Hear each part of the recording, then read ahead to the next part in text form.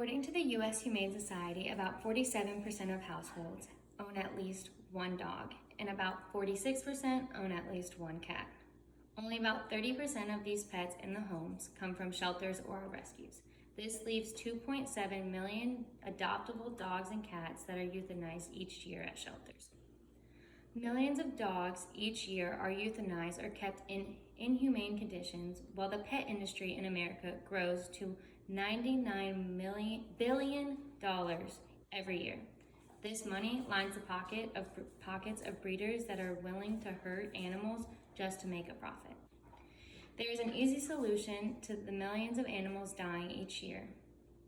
While an insane amount of money is expended to buy new animals, which exacerbates the problem.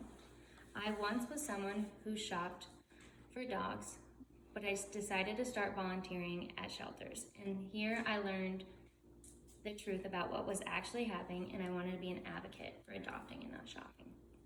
Throughout this speech, I will be talking about the hidden truths about what happens when you buy an animal and the detrimental effects it has on them.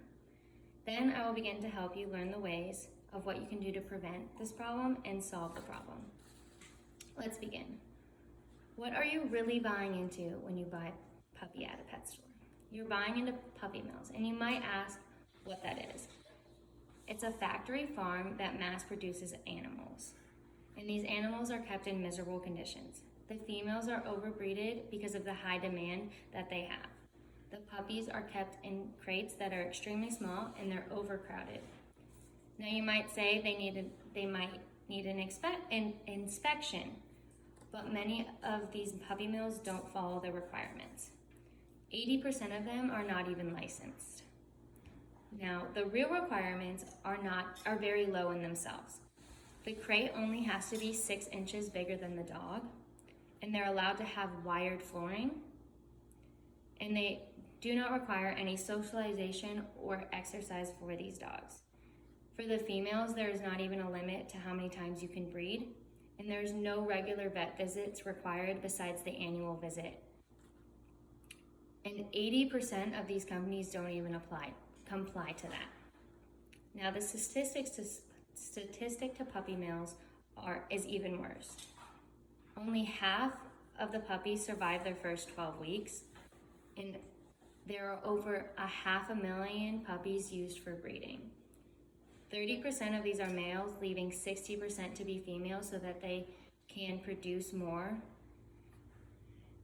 And with these puppy mills, 4.2 million puppies are born each year. When a puppy is sold at a pet store from a puppy mill, many would think they're home free and they're safe from these horrible conditions and harmful things that puppy mills have, but that's only half the battle. Although it is thought that they are safe and protected at these pet stores, that is just not the case. The conditions at these pet stores are not much better. They're confined to small crates with many other animals, and the overcrowding creates safety problems.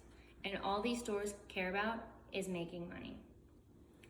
Because of the overcrowding, there's more common for diseases to be spread, like canine distemper, influenza, and parvovirus. And because of the overcrowding, it rapidly spreads.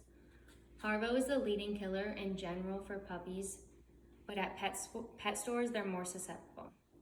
It spreads through feces, and because their crates are not cleaned frequently, that is how they're more susceptible. And the problem is, it's not just one puppy that becomes sick from it, it is the entire pet store. And if it's not treated within 24 to 48 hours, the puppies will die. Now you would think that there would be more complaints because of it, and there is, it just does not get the media's attention. Petland is known for many complaints. In Orlando of 2020, there was a family that bought a lab puppy. They purchased this lab puppy for over $3,000. And the next day, they brought another family member to purchase another dog. Her name was Luna. Before Luna left the pet store, she threw up 2 times in 30 minutes. And Petland's excuse for this is that she was excited and it was common for the puppies to do this. Within the first 6 days of her being at her new home, she was hospitalized and then died. And the Orlando Sentinel, it is said that Matthew is now among 19 cooperating customers with the Florida District Attorney General Office, which in the last month of this article being written, that took an unusual step of suing Petland Store and its owner for what was called a scheme of misrepresentation for these puppies. And if this is happening to 19 customers in just one store, think about the millions of other stores this is happening. So you might ask what the next step is.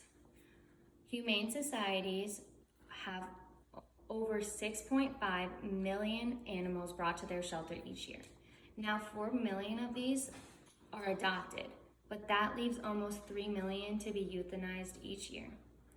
And out of the 3 million, 80% are healthy and deemed adoptable. These shelters only spend $2.5 billion a year, which is only 2% of what the pet industry makes. Now, what can you do to help this problem? Before deciding to adopt a puppy, you should think about the lifelong commitment that comes with it. It's only a puppy for a couple months and then becomes a dog, and not everyone thinks about that. This will prevent puppies from being adopted and then brought back and surrendered to these shelters. And instead of buying a puppy and creating a higher demand, you should adopt. You also save a lot of money with adopting. It costs almost 1/10 less of what it is to buy a dog, and the money spent goes towards theirs being spayed or neutered, their vaccines, and whatever's left over is kept to keep the shelter open. Even if you're not in the market for a puppy, helping raise awareness for the puppy industry and the effects of breeding in puppy mills is a major step. This entire process of a cycle that will continue as long as we create a demand for it, and it will continue. There are millions of dogs and cats being surrendered and dying every year because of an industry that is willing to make money in a barbaric way. Today we have gone through the process of what you are buying into when you decide to shop for a dog, and the statistics and facts behind it, and then what you can do to help. Next time you are thinking about that cute puppy in the window, remember there are many more that are dying because of that purchase. Thank you.